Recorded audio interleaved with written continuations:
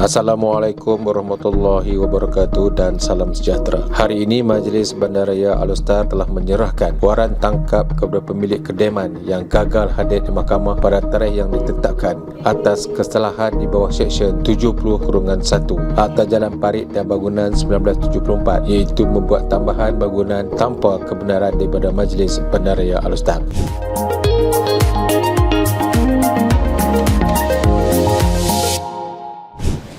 Assalamualaikum warahmatullahi wabarakatuh. Sekali lagi kita berjumpa di dalam celoteh viral. Jadi bersama saya hari ini Pegawai Undang-Undang Majlis Bandaraya Al-Star.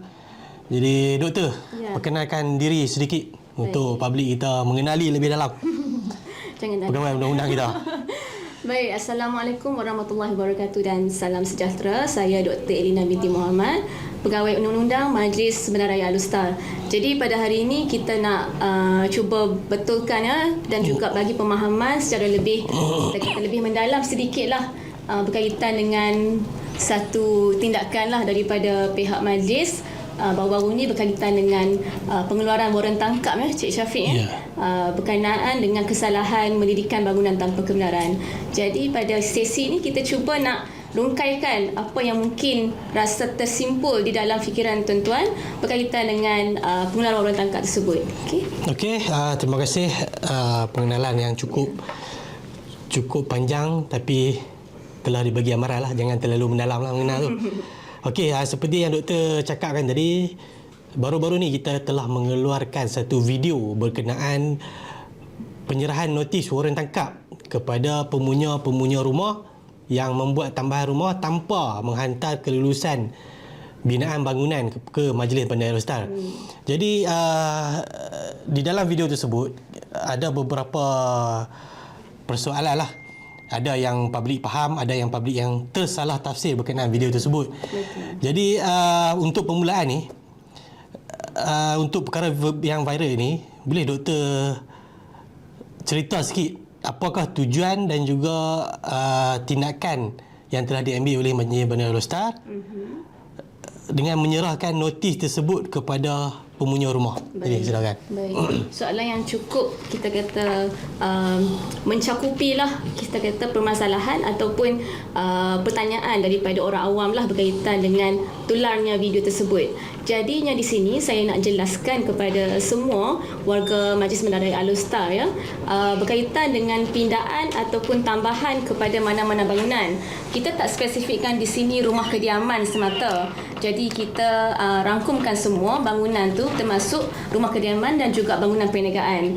Kita kena faham di sini bahawa di dalam Bandaraya Al-Star sendiri terdapat lebih pada 100 buah taman perumahan, dan kita faham setiap rumah ada membuat tambahan dan pindaan, especially taman perumahan Jadi tindakan untuk kita mengeluarkan notis awalan tu telah kita isu ataupun telah kita keluarkan kepada pemunya rumah. Tetapi pada situlah yang kita akan dapat respon ataupun tidak ada respon kembali daripada pemunya rumah. Untuk makluman tuan-tuan dan perempuan semua, setiap kali pindaan ataupun tambahan kepada mana-mana bangunan perlu mendapatkan kelulusan daripada pihak kuasa tempatan. Okey, terima kasih Dr. Lina berkaitan dengan penerangan tujuan dan juga penyerahan notis yang telah kita hantar baru ni. Jadi soalan kedua daripada publik juga. Ada yang kita tengok komen-komen daripada publik. Saya tak maulah duduk Lestang, saya nak pergi duduk Perlis. Dan ada juga yang kami nak pindah pergi duduk KL macam ni. Jadi di pemikiran mereka tu, dia Lestang saja yang pakai benda tu. Yang nak tambah rumah kena submit. Jadi adakah betul dia Lestang saja yang pakai tu, dan atau apa yang dipakai tu, ataupun di semua satu Malaysia pakai? Sama. Jadi boleh doktor huraikan sikit. Alright. Jadinya untuk makluman tuan-tuan dan perempuan, duduk tang mana pula kita akan pakai satu akta yang sama. Sebab kita guna pakai ni punca kuasanya Akta Jalan Parit dan Bangunan 1974. Akta ni terpakai kepada seluruh Semenanjung. Jadinya kalau kata dalam Malaysia ni ada 143 buah pihak kuasa tempatan, jadinya 143 buah pihak kuasa tempatan ni guna pakai akta yang sama. Jadi tidak timbul isu bahawa di embas sahaja kita kuat kuasakan akta ni. Cumanya mungkinlah di PBT lain tak ada video-video macam kita buat tular baru ni lah kan. Jadi orang public tak tahulah di tempat lain pun ambil tindakan yang sama. Buat juga, orang lain pun buat juga, cuma mungkin tak dipublishkan kan. Jadi mungkin di Embas kita dah buat dah sebelum ni tuan-tuan, cumanya kita baru saja kita upload video-video macam tu. Sebenarnya tindakan untuk kita ambil tindakan kepada pemunya rumah ni dah lama dah. Memang lama dah, memang kita guna pakai dah. Way back saya ingat kalau kata telahan ataupun komen daripada komen-komen yang kita baca pasal apa baru nak buat yang tu saya nak betulkan lah, kita dah buat dah way back, kira lama dah start pada MPKS lagi. Memang dah keluaran notis, cumanya bila dah mai ke zaman lah teknologi baru ya kita nak menggunakan saluran yang betul untuk kita sediakan apa tau, untuk saluran education lah kita kata dia sebelum ni memang kita dah jalankan apa tindakan tu, cuma orang yang dapat notis tu je lah tahu. Yang tak pernah terlibat ni dia tak tahulah benda ni. Jadi tujuan video ni kita untuk education lah. Siapa yang nak tambah rumah perlu buat benda ni. Perlu buat. Saya rasa kalau kata pemunya rumah tu sendiri dapat, jiran pun mungkin tak tahu. Boleh jadi betul. Boleh jadi. Sebab kita tak pernah tularkan benda ni pun. Tapi bukan benda baru. Jadi benda ni dah lama dah kita dah buat sebelum ni. Okey, untuk soalan seterusnya, apakah tindakan yang perlu diambil oleh orang yang kena dapat orang tangkap tersebut? Adakah dia masih berpeluang untuk nak submit plan ataupun dia kena robohkan ke macam mana? Okey, baik. Soalan untuk orang tangkap. Jadinya punca pasal orang tangkap ni orang tak pergi mahkamah lah. Kita kata bahasa mudah bahasa layman ni, bila sampai tarikh sebutan dia tak pergi mahkamah. Sebab tu yang kita guna pakai sama dengan polis sebenarnya. Polis, cuma dalam video tak ada polis lah hari tu. Kita akan bersama dengan PDRM untuk serahkan warrant ke orang tangkap kepada orang yang gagal untuk hadir. Selepas warrant tangkap ni dikeluarkan, sekiranya lah ni kira paling habis tindakan dah. Last dah. Kita memang boleh kita request kepada mahkamah dan daripada magistrate untuk orang yang gagal hadir tu dan juga gagal untuk nak terima warrant tangkap tu masuk ke lokap. Yang tu last lah.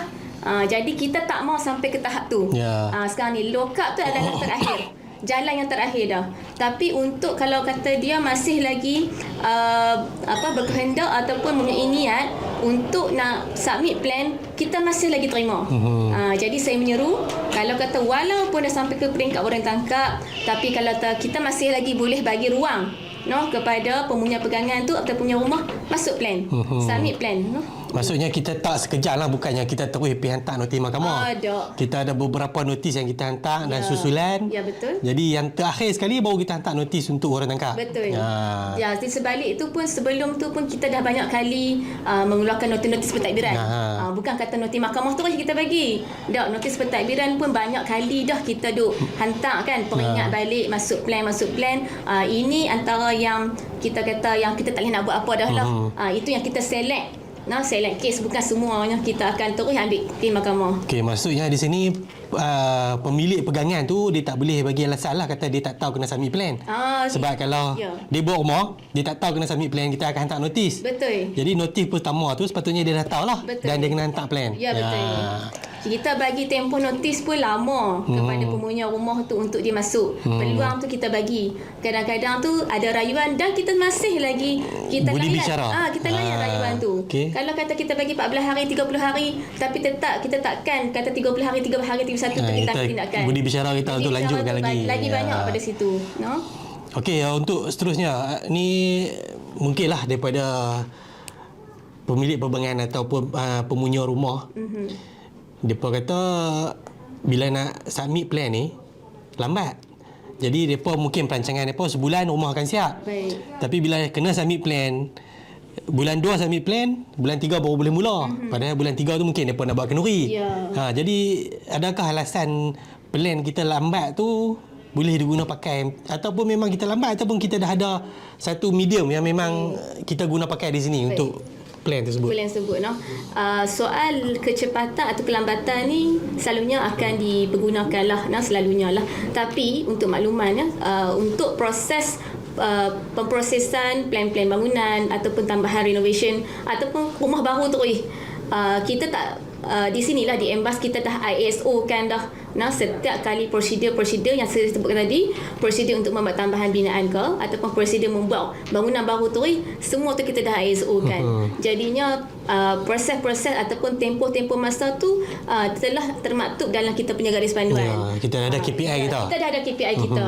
Cumanya kita mohon kalau kata pada pemilik rumah lah kita kata yang mana pemilik rumah yang nak buat renovation ni, orang hak lukis plan tu. Kita cakap dari bahasa lemah lah orang hak lukis plan tu dia kena main peranan. Jadi kita seru kepada orang yang lukis plan tu supaya cepat-cepat masuk plan. Tuan rumah mungkin dah bagi dah kepercayaan kepada orang yang lukis plan. Orang hak lukis plan ni kena ambil tanggungjawab. Dia kena laju sikit lah masuk plan tu kepada majlis. Selalunya jadi macam tu. Dia maksudnya di sini prosedur kita bermula ni apabila kita dapat dokumen yang lengkap. Ya, betul kan? Betul. Jadi selalu yang contohlah tuan rumah dia bagi duit dekat pelukis plan bulan 1. Ya. Dan pelukis plan tu yang lambat buat plan bulan 2 baru dia hantar. Baru submit. Tapi dia main dekat majlis dia kata saya dah hantar pada bulan 1. Ya. Padahal kita terima yang lengkap bulan 2. Itu yang terjadinya yang lambat tu. Ya, betul. Jadi kalau tuan rumah ni dia lantiklah siapa-siapa pun tak apa yang pelukis plan tu. Cumanya kita pelukis plan ni kita minta lah main peranan sikit lah. Sebab kita kata kena bagi keadilan kepada tuan rumah. Sebab tuan rumah dah memberi kepercayaan kepada pelukis plan. Jadi pemahaman dia di situlah. Ya, di Embas ni kita akan mula proceed untuk kelulusan plan apabila kita dapat dokumen lengkap daripada pelukis plan. Bukan daripada mula-mula tuan rumah tu bagi duit kat pelukis plan tu. Okey, itu pemahaman yang perlu kita faham lah. Jadi doktor, yang terakhir sekali kita di akhir rancangan Celoteh Viral ni, yang terakhir sekali mungkin ada beberapa pesanan lah daripada doktor kepada pemilik-pemilik pegangan yang di Alostar dan juga Pokok Senar ni. Baik, pertamalah seperti mana dalam video yang sebelum ni kita dah upload lah kan.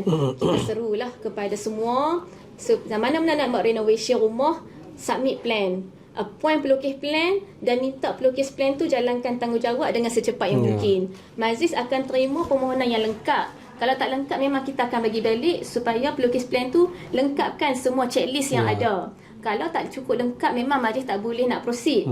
Bukan di Embas saja, di tempat lain pun sama juga. Okey, yang nombor 2, sekiranya tuan-tuan ada menerima notis kali merah. Ni saya habang sikit notis kali merah daripada Jabatan Bangunan berkaitan dengan renovation ke apa ke yang mana melanggar atau jalan peringkat bangunan tu, cepat-cepat mai berurusan. Jangan simpan. Sebab bila simpan tak ambil tindakan ataupun tak mai tanya kita balik kan di Jabatan Bangunan, kemungkinan kita akan proceed ke next step. Itu yang jadi notis kedua tu. Jadinya kita rasa macam kita masih lagi buka ruang untuk perbincangan. Tapi tuan-tuan kalau kita dapat tu segera mai. Kita boleh bantu. Okey, kalau rasa macam dengan agak banyak benda tak nak buat, kita akan cuba simplify kan, cuba bantu macam mana nak selesai. Dia bukan bila dia dapat tu dia main dia kena bayar tu tak. Kita boleh bincang, kita pun manusia. Kita bincang. Jadi dekat sini budi bicara tu ada. Kita nak terus hukum. Tak ada. Notis pertama tu hanya sebagai peringatan supaya pemilik rumah dia tahu dia tak masuk plan, dia kena submit plan dekat Embas. Jadi mai kita bincang, kita akan cerita. Cik kena buat apa, cik kena buat macam mana, cik nak appoint siapa, yang tu kita akan cerita. Okey, yang ketiga, bila dapat surat mahkamah ke apa ke, yang tu memang dah sampai ke peringkat kita filekan dah. Tapi saya nak habaq kata di sini kita masih lagi boleh bincang. Ada lagi budi bicara kita. Kat situ. Jadi kita minta kalau kata sampai ke peringkat dapat sama mahkamah pun mai supaya kita boleh minta dekat mahkamah bagi ruang lagi kepada Embas supaya kita nak bantu. Nak bantu. Kita nak bantu. Bukan kita nak menghukum tu. Kita bukan nak menghukum tu. Jadi 3 tu sajalah kita minta di sini dan kepatuhan kepada peraturan kita kena ikutlah kat mana-mana saja kita ada property di daerah mana-mana pun selain pada Embas pun tetap ikut peraturan yang sama. Bukan kita yang buat peraturan ni. Tapi peraturan ni memang dibuat oleh kementerian. Maksudnya duduk di mana pun di Malaysia ni semua kena ikut. Semua kena ikut. Bukan di Embas saja. Macam Cik Syafiq katalah sebelum ni mungkin selama ni tak ada majlis yang publish benda ni kan. Jadi Embas saja yang mula. Jadi dah nampak Embas saja. Itulah nampak Embas yang buat benda ni lah kan. Betul. Okey, alhamdulillah kita sampai di penghujung rancangan. Jadi diharapkan jawapan-jawapan yang telah diberikan oleh doktor tadi menjawablah persoalan-persoalan daripada penduduk di sekitar Alostar dan Pokok Senar. Jadi sekali lagi terima kasih kepada Dr. Elina kerana sudi meluangkan masa untuk menerangkan dan juga memberi pencerahan lah kepada penduduk-penduduk yang di Alostar dan Pokok Senar ni berkaitan dengan video yang telah kita publishkan baru-baru ni. Jadi sehingga kita berjumpa lagi di next Celoteh Viral. Bye.